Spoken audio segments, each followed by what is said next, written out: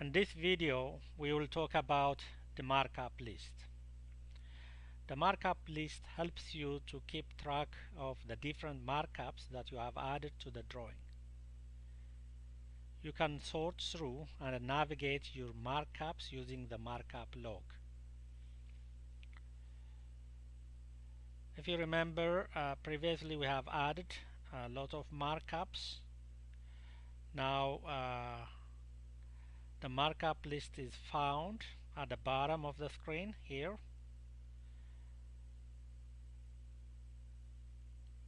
So every time you added a markup here, a markup list is tracked in the markup area.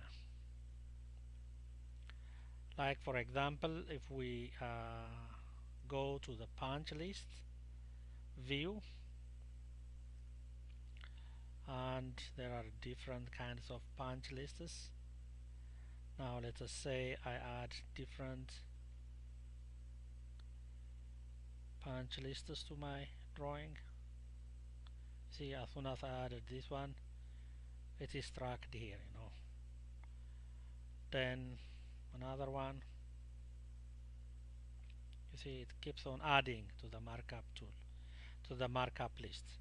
So the advantage of having this markup list is, like for example, if I go to click any of the markups like the image, it will automatically jump to that particular markup.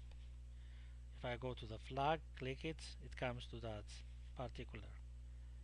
And this is particularly useful if you are working with a multi-page document. So if you have markups all over your documents, then it is much easier for you to navigate through the markups in the markup list here rather than to go through your document and trying to find them. So other advantage this markup list has is you can, for example, add responsibility to the various.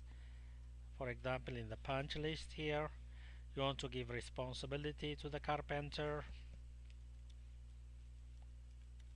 You can add the responsibility to that person, and you can also add status, set status to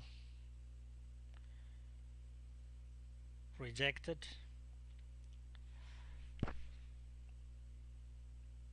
So this one is recorded. Now next, if somebody else comes and adds to this status, accepted. You see, it keeps track of the history of whatever has been happening. At this time, sometime in the past, this work has been rejected, and at a later time it has been accepted. So you keep on adding whatever status to that particular markup. The history of whatever happened will be recorded there. A very important advantage is also you can print out summary. It could be CSV summary, it could be XML, or a PDF summary.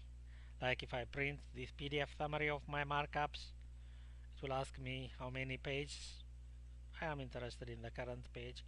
So it creates automatically a PDF of different markups.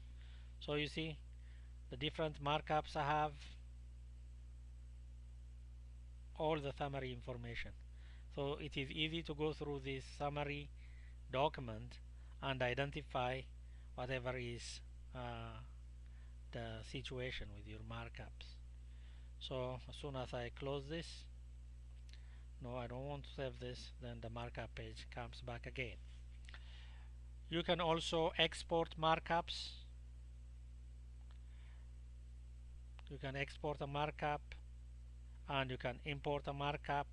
The advantage of having to export and import markups is, for example, if you have, like I said before, a multi-page document, which is a big size document, you can just export only the annotations and the markups, and the person to whom you can send that by email, because a large document with all the documents cannot be with all the drawings, may not be sent over the email, but you can send the annotation. The person on the other end, if he has the drawing document already in Bluebeam, then he can import the markups that you have done. Easily the markups could be imported, and he can easily work with it. So document transfer would be very much easy using these features. You can also use filters in order to reduce the markups that you are using, and there are also columns. You can look at the columns, available columns.